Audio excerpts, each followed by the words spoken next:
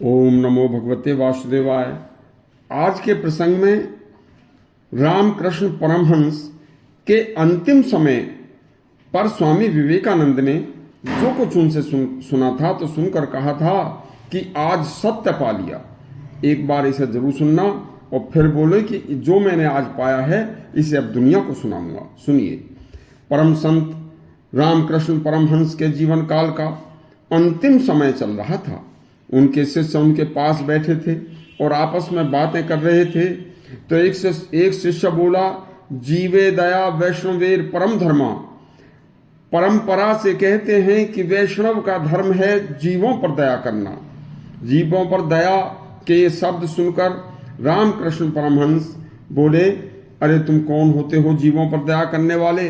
तुम समस्त जगत के जीवों में नारायण का रूप समझकर पूजा करो। इस पूजा का तुम्हें अधिकार है। नारायण प्रत्येक नर व जीव में प्रतिष्ठित है, उसकी पूजा करो। पूजा का अर्थ है सेवा करना, और जहां सेवा भाव है वहीं दया भाव है। सेवा से तो दया स्वयं ही प्रकट हो जाती है। दया सेवा भाव से आती है, और जहां सेवा अर्थात पूजा होगी वहां नारायण स्वयं प्रकट होते हैं और आपको प्रकट होते दिखेंगे।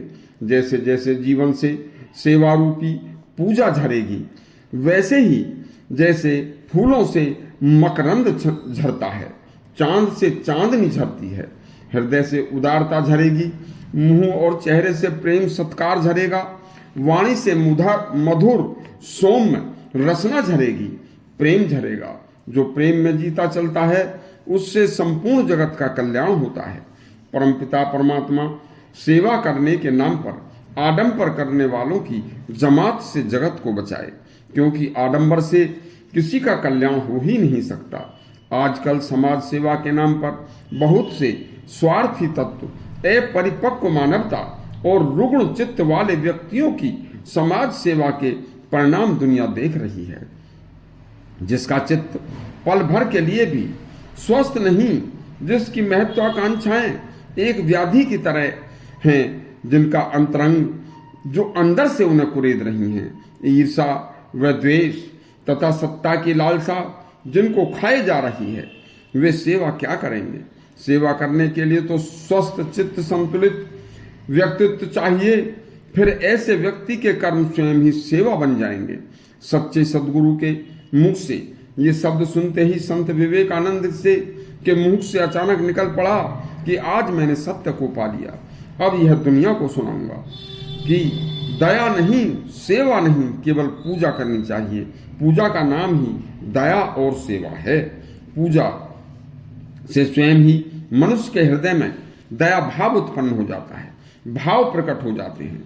इसके लिए पूजा करनी चाहिए। पूजा ही सेवा है जो नर में प्रतिष्ठित नारायण के है। आज तक कोई मनुष्य धनवान होकर अपने धन से जो परोपकार की सेवा का झूठा प्रदर्शन करता है, वह सत्य सेवा सत्य पूजा नहीं है। स्वामी जी समझ गए कि मनुष्य को जिसमें सत्य सेवा, सत्य पूजा, सत्य परोपकार करने की जिसमें हिम्मत है, अपने अंतःकरण को शुद्ध करना होगा, जिसमें नारायण का वास है। जब तक परोपकार करने वाला, सेवा करने का ढोंग करने वाला अपने अंतःकरण को पवित्र नहीं करेगा, तब तक उसका मन व चित्त रुग्ण रहेगा।